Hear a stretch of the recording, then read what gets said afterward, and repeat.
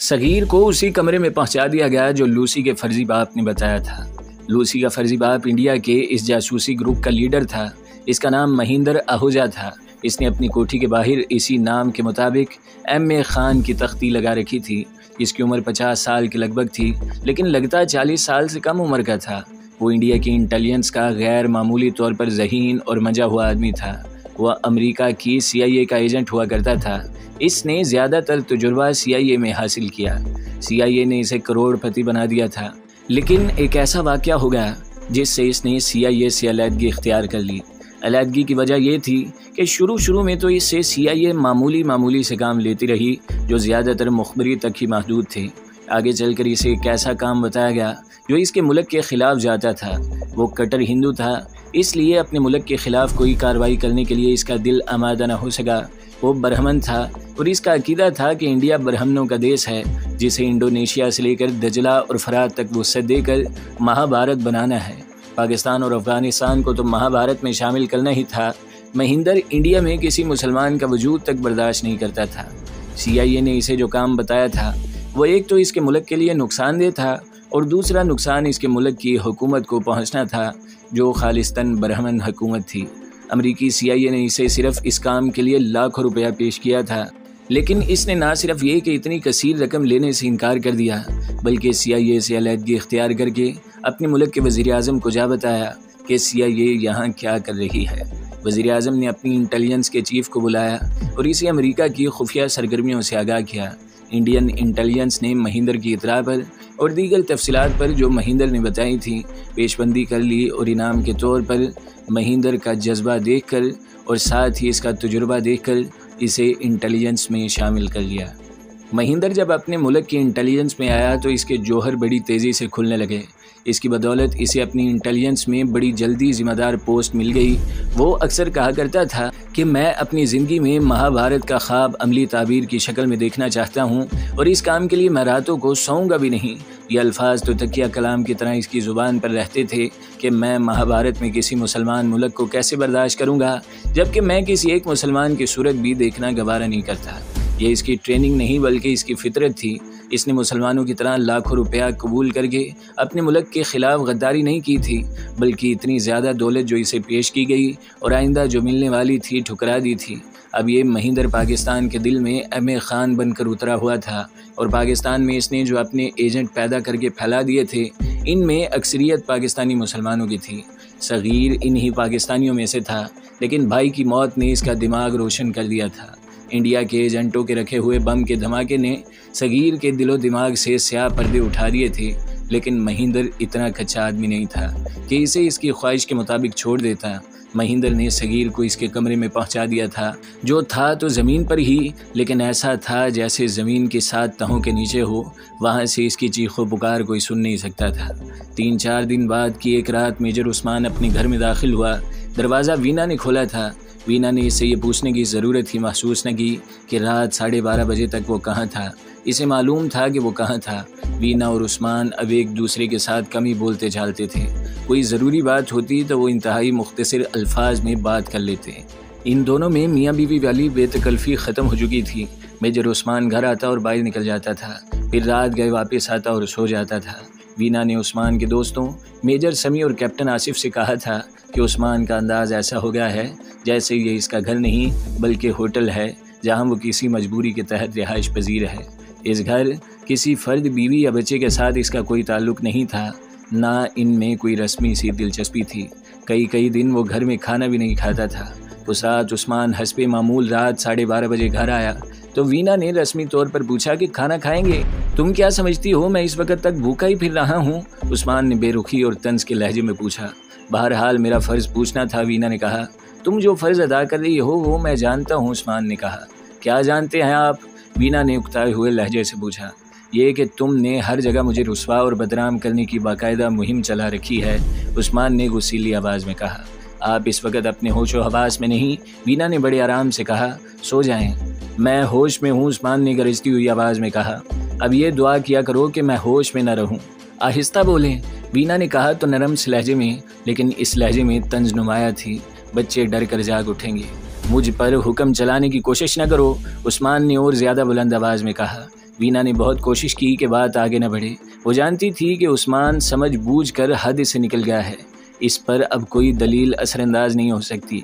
वो तो ऐसे ही था जैसे आसमान की तरफ मुंह करके थूको तो थूक अपने मुंह पर आ पड़ता है। लेकिन उस्मान बात को बिगाड़ता चला गया और ख़ुद ही बात से बात निकाल कर झगड़े को तूल देता रहा। खुदा के लिए चुप हो जाओ, वीना ने हाथ जोड़ कर कहा। आप अपने आप में नहीं, आपकी ज़ुबान लड़खड़ा रही है। कपड़े बदलें और सो जाएं। अब ये मशहूर कर दो, उस्मान ने कहा। यह भी मशहूर कर दो कि मेरा खामन हीरोइन का नशई हो गया है। मैं इस घर पर लानत भेजता हूँ। बाहर से अच्छा भला आता हूँ, घर में दाखिल होते ही मुझ पर डिप्रेशन तारी हो जाता है। मैं तुम्हारी सूरत से बेजार हो गया हूँ। वीना ने सब्र और बर्दाश्त की कुव्वत पैदा कर ली थी, लेकिन इंसान पत्थर तो नहीं होता कि वो सुनता ही चला जाए। वो आखिर बीवी थी और इस आदमी के बच्चों की माँ थी, जो अब इससे बेगाना नहीं हुआ बल्कि इसका दुश्मन हो गया था। इसके आंसू निकल आए। उस्मान की आवाज़ में ऐसा लर्जा था जैसे वो नशे में हो। वो था ही नशे में गुस्सा शामिल हुआ तो आवाज़ में और ज़्यादा लर्जा पैदा हो गया। इसने वाही तबाही बकनी शुरू कर दी। वीना ने अपने होंठ सी लिए और उस्मान वाही तबाही बकता सो गया। वो तो घर में दाखिल हुआ तो सोया हुआ ही था। इसे नीम खुफदा या नीम बेदार भी कह सकते थे। वो लूसी से मिलकर आया था। इसकी ये मुलाकात अहमद खान की कोठी में हुई थी। वो दोनों अलग कमरे में बैठे रहे थे, जिसका दरवाज़ा अंदर से बंद था। उन्होंने खाना इसी कमरे में खाया था। खाना नौकर नहीं लाया था, बल्कि लूसी खुद जाकर खाने की ट्रे उठाकर लाई थी। खाने के साथ कोका कोला और 7 अप की बोतलें भी थीं, जो लूसी 2 गिलासों में डालकर लाई थी। खाने के थोड़ी देर बाद उस्मान ने खुमार सा महसूस करना शुरू कर दिया। इसे मालूम नहीं था कि लूसी ने कोका कोला का जो गिलास इसके आगे रखा था, इसमें ट्रिंकुलाइज़र गोलियां मिला रखी थी।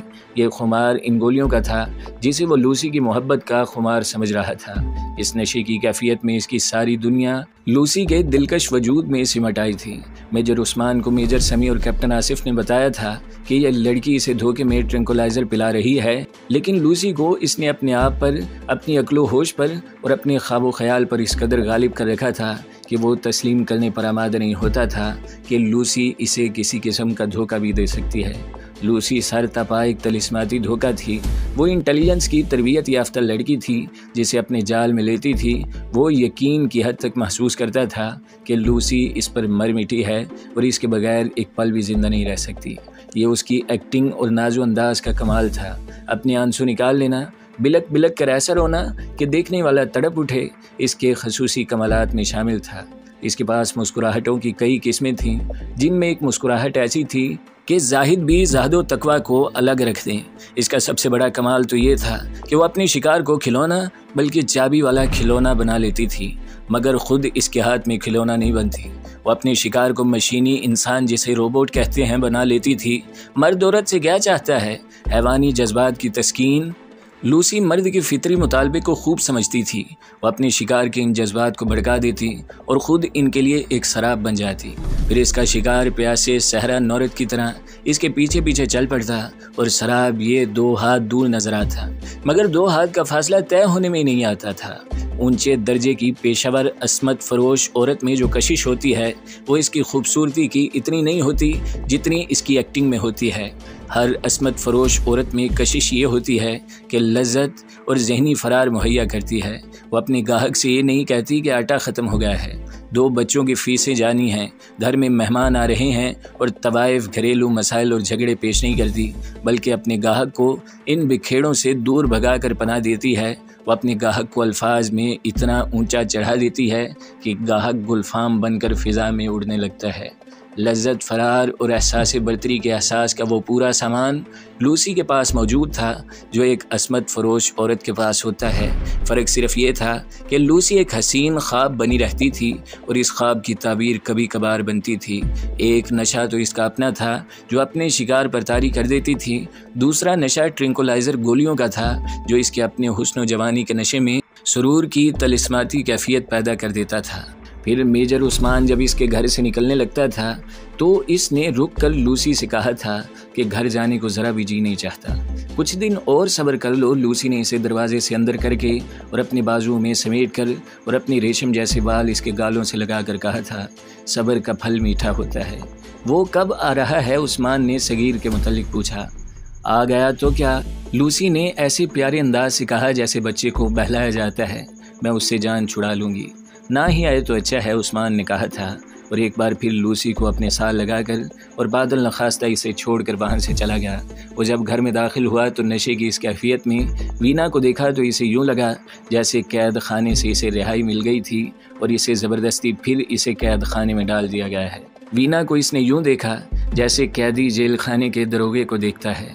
उस्मान जैसे खामदों की बीवियाँ जिनमें अक्सर गैर मामूली तौर पर खूबसूरत होती हैं, घर बैठी सोचती और रोती रहती हैं कि इनमें क्या कमी रह गई है कि इनके खामंद बाहर की औरतों से दिल बहला रहे हैं। घरेलू औरत नहीं समझती कि वो एक हकीकत है जो हसीन तो है, लेकिन इसमें अज़दवाजी मसाइल की तलखियाँ भी हैं। इसके बरक्स फ़ाहिशा और असमत फ़रोश औरत के पास ऐसी हकीकत होती है जिसमें कोई तलखी और कोई मसला नहीं होता। फ़ाहिशा औरत इसके बच्चे पैदा नहीं करती। हक़ाइक़ से भागे हुए खामंद बच्चों की पैदाइश को मसाइल और मसाइब की पैदाइश समझते हैं, जैसे बच्चा अपने साथ अपने मसाइल लेकर इस घर में पैदा हुआ है। मेजर उस्मान उन खामदों में से था जो इस हकीकत को कबूल करते ही नहीं कि बच्चे और इनके मसाइल ही ज़िंदगी की असल मुसरत के हामिल होते हैं। लूसी के जाली मंगेतर सगीर को एक ख़ास कमरे में पहुंचा दिया गया था। 2 आदमियों ने इसे फर्श पर पीठ के बल गिरा दिया था और इसके बाजू पीछे को लंबे करके इसके हाथ उल्टे कर दिए थे। एक कुर्सी का एक पाया इसके एक हाथ पर और दूसरा दूसरे हाथ पर रख दिया गया था और कुर्सी पर एक भारी भरकम आदमी बैठ गया। सगीर के हाथों की हड्डियां टूटने लगीं और वो ज़िबा होते बकरे की तरह तड़पने लगा। एक आदमी ने इसकी टांगें फैलाकर पाँव टेढ़े करके फर्श के साथ लगा दिए और अपना एक पाँव इसके घुटने पर और दूसरा दूसरे टखने पर रख कर खड़ा हो गया। सगीर का पसीना निकल आया, लेकिन इसके मुंह से कोई आवाज़, चीख या फरियाद न निकली। तुम्हारी ज़ुबान से अपने आप ये अल्फाज निकलेंगे जो तुम अभी नहीं कहना चाहते, महिंदर ने कहा। अभी तो तुम्हारी खातिर तवाज़ु शुरू हुई है, आगे आगे देखिए होता है क्या। कमरे में महिंदर के जो आदमी मौजूद थे वो ज़ोरदार कहका लगाकर हंसे। तुम मुसलमान हो? महिंदर ने सगीर के पेट पर अपना पाँव रखकर और अपने जिस्म का वज़न डालकर कहा, और मुसलमान की यह शान है कि वो चंद टकों पर अपना ईमान हम जैसों के हवाले कर दिया करता है। मैं जानता हूँ तुम कितने कुछ मर्द मोमिन हो, अल्लाह ने मुझे सिराते मुस्तकीम दिखा दिया है। सगीर ने इतनी बुलंद आवाज़ से कहा जैसे उसने पुरजोश नारा लगाया हो। उसने पाकिस्तान जिंदाबाद का पुरजोश नारा लगा दिया। इतनी ज़ोर से बोलने और नारा लगाने का मतलब सिर्फ ये था कि वो दर्द की शिद्दत को दबा रहा था। बाज़ कातिल देखे गए हैं कि फांसी के तख्ते की तरफ या अली और अल्लाह अकबर के नारे लगाते जाते हैं। इन्हें अली और अल्लाह के साथ कोई दिलचस्पी नहीं होती। वो दरअसल उस खौफ को लाशऊरी तौर पर दबा रहे होते हैं जो इनके दिलों और आसाब को अपनी गिरफ्त में लिए हुए होता है। वो मौत के खौफ को दबाने के लिए नारा लगाते हैं और यही कैफियत सगीर पर तारी थी। तुम अब यहाँ से ज़िंदा नहीं निकल सकोगे, महिंदर ने सगीर से कहा। मैं तुम्हें एक मौका और देना चाहता हूँ, और वो इसलिए कि तुमने इंडिया की जो खिदमत की है वो काबिल कदर है। हम ये नहीं कहलवाना चाहते कि तुमने इतनी ज़्यादा खिदमत करने वाले आदमी को कुछ नहीं दिया। मैं जवाब दे चुका हूँ, सगीर ने कहा। इस जवाब से नहीं हटूंगा। सिर्फ तुम ही नहीं मरोगे, महिंदर ने कहा। तुम उस भयानक अंजाम को तस्वर में भी नहीं ला सकते जिस तक हम तुम्हारे ख़ानदान को पहुँचाएंगे। तुम्हारा एक भाई मर चुका है, तुम्हारी एक बहन जवान है जिसकी अभी शादी नहीं हुई, और तुम्हारी बीवी भी जवान है। हम तुम्हें इंडिया ले जाकर मारेंगे, लेकिन इससे पहले तुम्हें इंडिया के एक चकले में तुम्हारी बहन और तुम्हारी बीवी को बैठा हुआ दिखाएंगे। बकवास बंद कर हिंदू कुत्ते, सगीर ने दर्द से कराहती हुई आवाज़ में कहा। अब मेरी और तेरी टक्कर नहीं, बल्कि इसे अब अल्लाह और अपने भगवान की टक्कर समझ, फिर देखना कौन सच्चा है। वो इस तरह हंस रहा था जैसे कोई नौउम्र लड़का बिल्ली या कुत्ते के साथ खेल रहा हो। सगीर के पाँव पर जो आदमी खड़ा था, इसे महिंदर ने कहा कि वो उतर जाए और सगीर के पाँव रस्सी से कसकर बांध दे। कुर्सी पर जो आदमी बैठा था, इसे महिंदर ने कहा कि वो बैठा रहे, और महिंदर खुद सगीर से ये कहकर कि वो सोच कर जवाब दे कमरे से निकल गया। ये कमरा किसी जंगल में नहीं था, किसी पहाड़ियों के अंदर गैर आबाद इलाके में नहीं था। ये पुलिस का, अपनी CIA का या ISI का टॉर्चर सेल नहीं था, बल्कि ये कमरा कोठियों के गुंजान आबाद इलाके में एक खूबसूरत कोठी में था जिसके इर्द गिर्द लोग आबाद थे।